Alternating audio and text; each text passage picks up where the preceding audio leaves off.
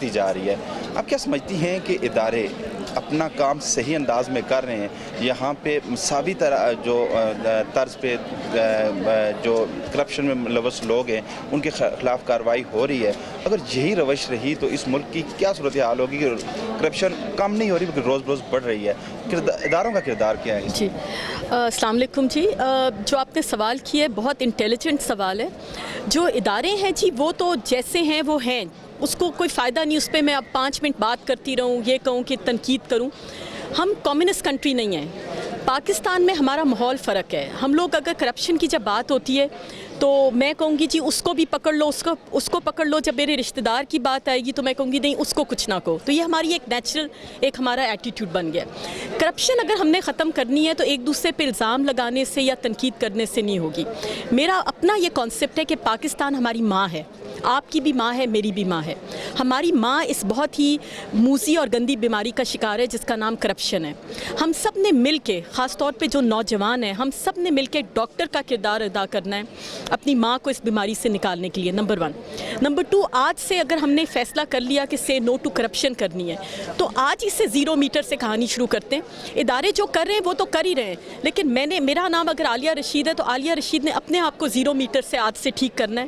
اپنے آپ سے وعدہ کرنا ہے کہ عالیہ آج کے بعد ہر سانس میں سے نو ٹو کرپشن, صرف زبان سے نہیں, میں نے اپنے ایکشن سے اپنے آپ کو ٹھیک کرنا ہے. آپ نے اپنے ایکشن سے, کیونکہ اگر کرپشن ختم کرنی ہے تو تنقید سے نہیں ہوگی. نہ اگر میں ان کو کہوں فوٹوگرافر آپ بڑے برے ہو, آپ بھی برے ہو, آپ مجھے کہو جی آپ برے ہو, میں کہوں جی وہ ادارہ کام نہیں کرتا, وہ ادارہ کام نہیں کرتا, اس سے کرپشن ختم ہوگی. کہ ایک پاکستانی جو ہے وہ آج سے 0 میٹر سے وعدہ کر لے کہ ہر سانس میں سے نو ٹو کرپشن کروں گا.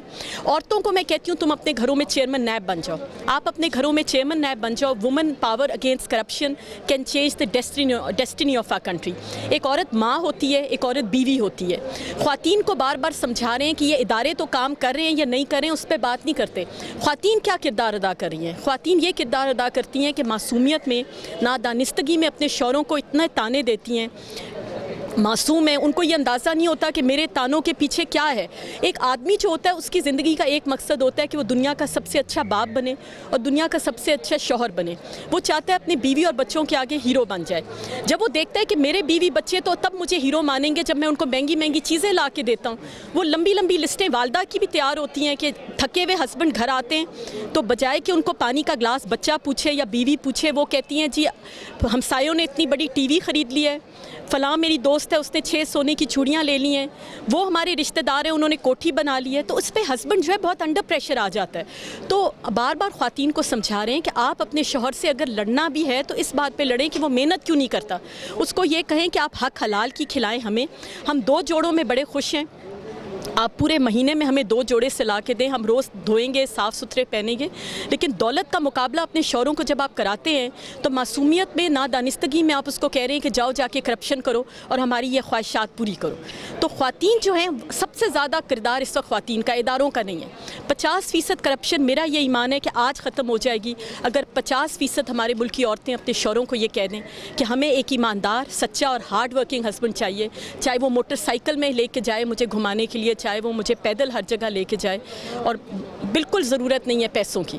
اور بچوں کو بھی سمجھا رہے ہیں کہ بیٹا اپنے والد کو پانی کا گلاس پوچھا کرو, ان کی ٹانگیں دبایا کرو. ان کو ہر وقت آپ تنگ کرتے ہو کہ لیٹسٹ موبائل فون لے کے دیں, ہمیں 10,000 کے جوتے لے کے دیں.